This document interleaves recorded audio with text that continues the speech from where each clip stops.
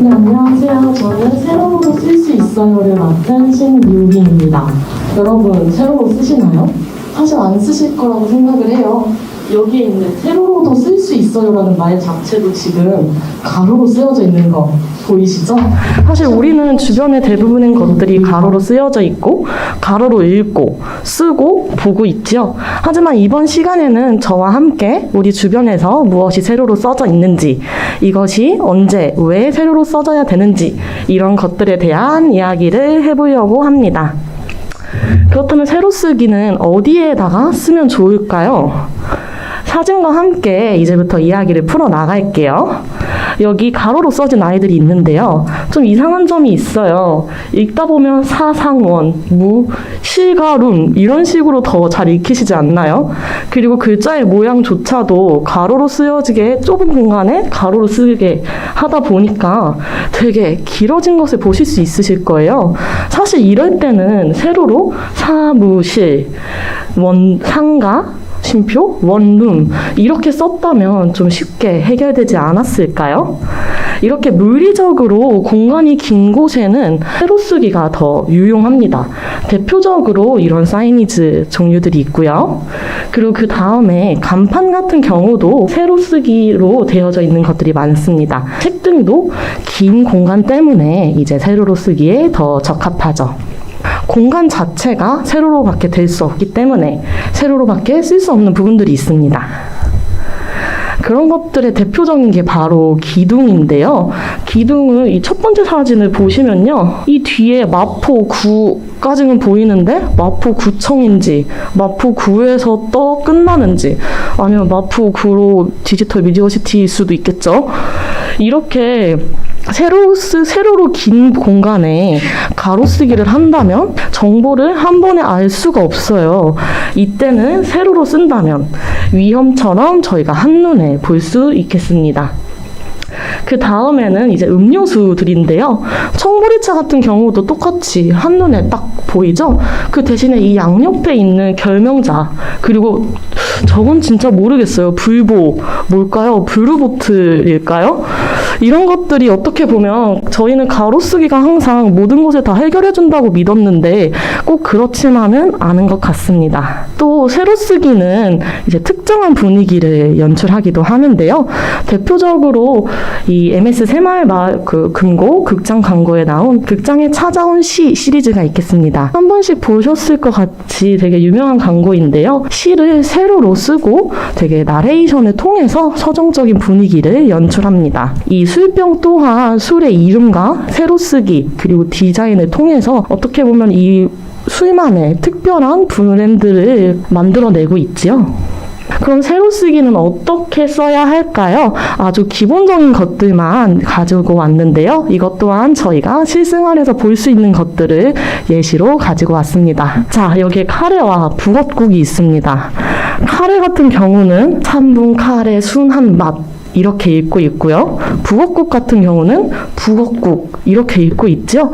세로 쓰기는 주로 위에서 아래로 진행이 됩니다. 이거는 많이들 헷갈리실 거라고 생각을 하는데요. 위에서 아래로 세로 쓰기가 된다고 하였을 때 천천히 진입하시오 라고 읽어야 하며 그 두 번째 사진은 군말 한용운 이렇게 시작을 하겠죠. 하나는 왼쪽에서 오른쪽으로, 다른 하나는 오른쪽에서 왼쪽으로 진행을 합니다. 그런데 여기서 저는 세로 쓰기는 오른쪽에서 왼쪽으로 진행이 된다라고 써두었는데요. 그 이유는 정말로 왜 세로 쓰기가 위에서 아래로 흐르게 되었는지, 오른쪽에서 왼쪽으로 가게 되었는지 그 이유를 정확하게는 알 수 없어요.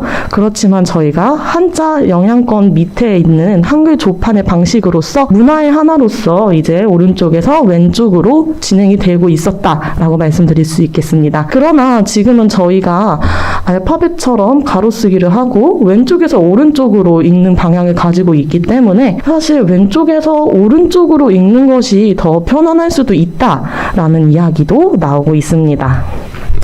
그리고 이번에는 좀 여러 가지 책들을 가지고 왔는데요. 여기서 보면 좀 가지런한 글꼴을 가진 아이와 고른 간격이 아닌 아이들이 섞여 있어요. 맨 처음 책부터 볼게요. 한글 창제 원리와 옛 글자 살려 쓰기 이렇게 되어 있죠. 가지런해 보이시나요? 그렇지 않다는 걸 알 수 있으실 거예요. 그리고 여기 한글 사이와 창제 월이 이 사이사이들이 다 고르지 않죠. 가로쓰기도 물론 저희가 그 고른 글줄과 고른 간격을 가져야 되듯이 세로쓰기도 이렇게 기본적인 것은 지켜주셔야 합니다. 또한 아까 말씀드렸던 큰 동양의 문화에 있어서 저희는 문장 부호의 방향이나 또 세로쓰기에 적합한 문장 부호를 사용을 해야 되는데요. 그래서 이렇게 세 가지 쉼표를 가지고 왔습니다. 이 아이는 왼쪽에 되어 있죠. 이것은 일단 나중에 나오는 신성 심장 소학을 통해서 왜 잘못되었는지 말씀을 드릴게요. 그리고 이 아이는 오른쪽에 되어 있지만 라틴용 문장 보호의 모습을 가지고 있고 그리고 누워 있지 않고 서 있는 모습을 보입니다. 마지막으로 제가 동양의 문화권에 있어서 적합하다고 생각하는 이 쉼표는요. 사실 동아시아의 문화에 있어서는 모점이라고 불리며 쉼표와 같이 쉴 때 사용이 됩니다. 그래서 이렇게 가로쓰기에 있는 것을 그대로 가져다 쓰는 것보단 세로쓰기의 문화에 맞게 문장 부호도 선택해 주시는 점이 좋겠습니다. 이에 관련해서는 쉬는 시간 이후 4교시에 강의를 해주신 김미기 선생님께서 이야기를 해주실 것입니다. 그럼 이번에는 저희가 다양하게 쓰이는 세로쓰기에 대해서 한번 봐볼 거예요. 사실 세로쓰기는 좀 편견을 가지고 있다고 생각해요. 대표적으로 세로쓰기는 제목에만 쓰이지 세로쓰기로는 본문 조판을 하지 못할 거야 이렇게 생각하시는 분들이 많으신데요. 대표적으로 이제 정조 때 발행한 이제 오륜행실토를 보시면 되게 가증한한 글줄도 가지고 있고 꽤 읽기 쉬운 그리고 좋은 모습을 보이고 있는 것을 알 수 있습니다. 그 다음에 이제 아까 문장 보호에 대해서 말씀드렸는데요. 동양 같은 경우는 오른쪽에서 왼쪽으로 흐르는 것과 같이 문장 부호도 오른쪽으로 빠지는 것을 볼 수 있습니다. 이 신성 신상 소학은요, 발견된 유물 중에서 최초로 문장 부호가 쓰인 책입니다. 이렇게 긴 글 아니면 정보글은 또 절대로 세로쓰기는 전할 수 없을 거야 라고도 생각할 수 있는데요. 근대까지 신문에서도 세로쓰기가 쓰였음을 보여드리고 싶습니다. 그러면은 세로쓰기는 이제 조판에서 어떤 기능을 할 수 있을까요? 일단 먼저 소제목용으로 쓰일 수 있겠죠? 그리고 전 이 부분이 가장 재밌다고 생각을 해요. 가로쓰기로 된 요 두 글에 강제로 생길 수밖에 없는 이 여백을 되게 효율적으로 사용을 하였고요. 이 세로쓰기가 들어감으로 인해서 이 두 가지 글이 딱 구분이 되는 것을 보실 수 있습니다. 그리고 이 판명 같은 경우는요, 세 개의 세로쓰기를 통해서 어떻게 보면은 자연스럽게 글의 흐름을, 이 눈길을 유도를 하고 있죠. 세로쓰기만으로도 저희는 충분히 아름다운 조판을 할 수 있다고 생각합니다. 이곳에 쓰인 것은 박진현 디자이너의 갈매빛이며 오늘 폰트에서도 사용하실 수 있으십니다. 그래서 마지막으로 스기오라 고에이의 작업을 하나 보여드릴 건데요. 제가 세로쓰기를 해야 한다 라고 말씀드린 이유 중 하나입니다. 만약에 저희가 가로쓰기만 해야 한다라고 생각하거나 글씨라는 것은 가독성이 중요하다라고만 생각한다면 이렇게 자유로운 상상은 할 수 없을 거예요.